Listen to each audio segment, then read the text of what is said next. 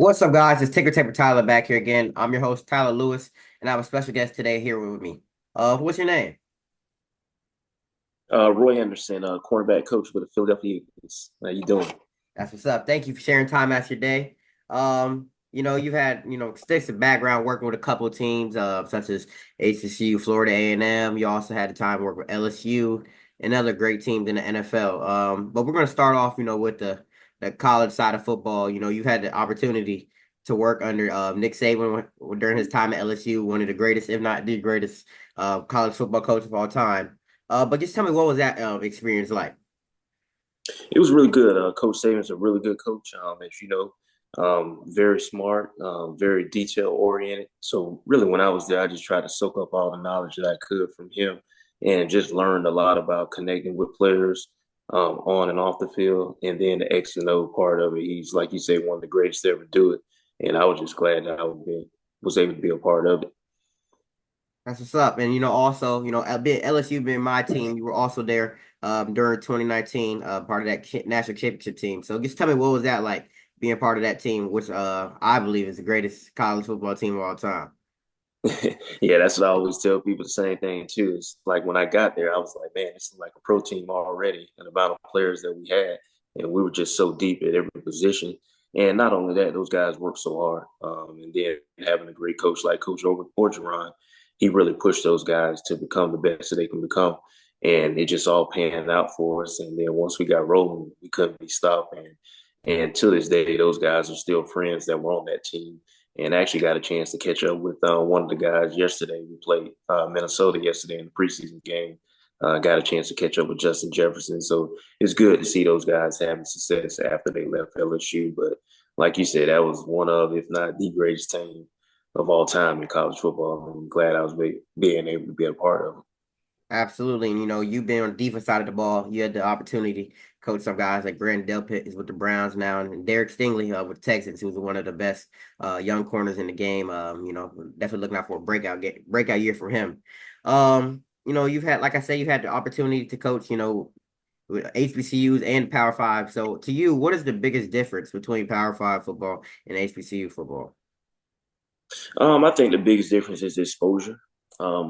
As you know, as a lot of Power Five teams, they get a lot of exposure as far as being on TV, the amount of revenue they bring in, and then also the resources that are available to them. A lot of Power Five schools have top-notch facilities, support, whereas some of the HBCUs don't have that support. But then again, a lot of the HBCUs do have good players to come out of those schools, like the Antoine Bethea, who I got a chance to coach at Indianapolis Colts. So you do have a lot of good talent coming out of the HBCU programs, but I think the biggest difference is just the exposure and then the amount of support as far as financially that they get. Absolutely. You've had some time, opportunity to play college football, at Howard University. As a former player and now being a coach, what is one thing about coaching that you didn't understand then, but you understand now? I think the real part of it is connecting with your players. That's one big thing that we teach here with the Eagles, and also when I was with the Seahawks last year, we really preached on connecting with the guys because I really believe, a firm believer of you got to know the man before you can coach the man, and I really didn't get that, like really didn't understand it at first, like say when I was in college, but now once I got on the coaching side of it, I really do understand it now, like how my coaches they were connecting with me, which when you're younger you probably don't get it, which I know I didn't get it when I was younger, but I'm like, okay, now I understand it. You definitely have to connect with the guys. So now once you connect with them, then they trust you and then they listen to you, and they're gonna want to be coached once you connect with them. That's good. And talk about you've had the chance, for college and NFL, the atmosphere, like you said, you coached at in Seattle, they consider themselves, the 12th man, but in college, schools like Texas A&M, they also consider themselves 12 man. So just tell me, like, what do you think is the difference, in the atmosphere of college and NFL? I think the atmosphere in college is different because the whole build up to game day. There's no colleges they play on Saturday, and then a lot of times, most of the Power Five teams they're in small college towns.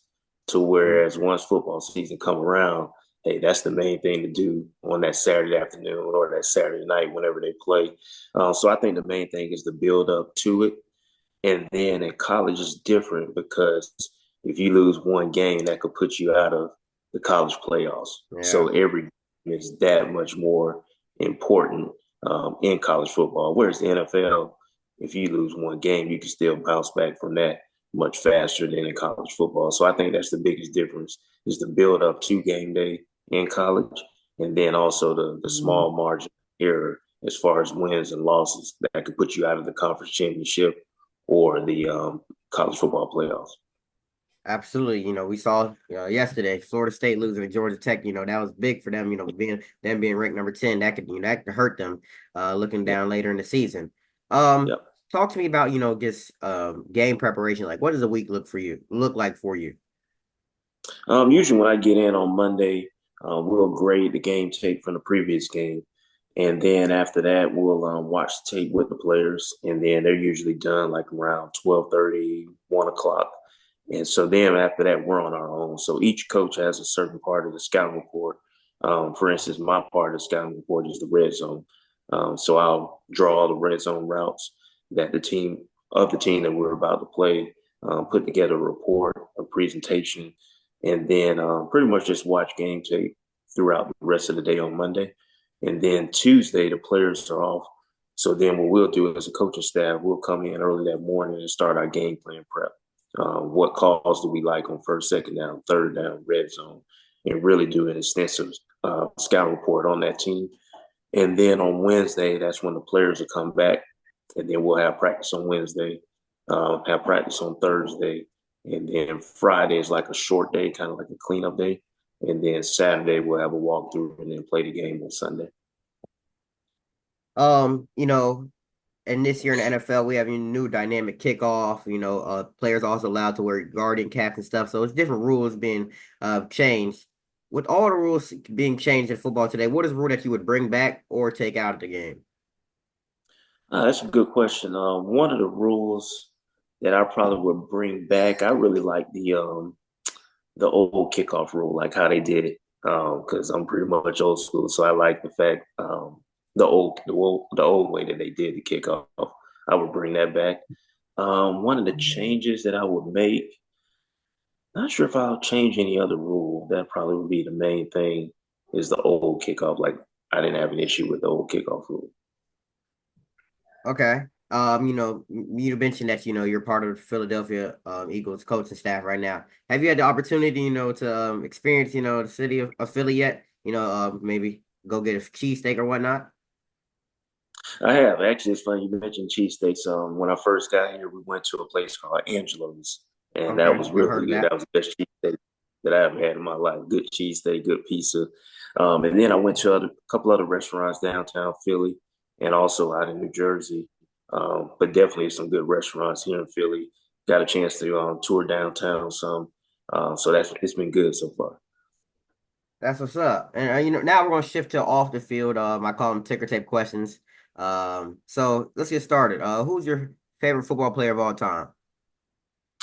My favorite football player of all time, um, I would have to say, ooh, that's a tough one because I have a few. Joe Montana is one of my favorite, and Lawrence Taylor is another one of my favorites. If I had to pick somebody on defense, Okay, good pick. Um, favorite movie? Harlem Nights, my favorite movie. That's a good Big, one. big, big comedy fan. Yeah, so Harlem Nights. What would you say your favorite food? Seafood is my favorite food. Okay, okay. Yeah, so seafood. I'm a big crab and fish and shrimp guy. And lastly, if you weren't coaching, what would your profession be? It'll probably be something with because I have a nonprofit foundation, probably doing something with that, helping out kids, helping out the community. Because I always say I want to have a job where I wake up wanting to go to work in the morning. So I would definitely say that would be something I would do if I wasn't coaching. That's amazing. What's the name of your nonprofit? Roy Anderson Foundation. Okay. Thank you for that. I'm gonna have to check that out. But thank you for sharing your time for this interview, and good luck on the season, coach. Oh, no problem. Thank you. Thank you for having me. Yes, sir.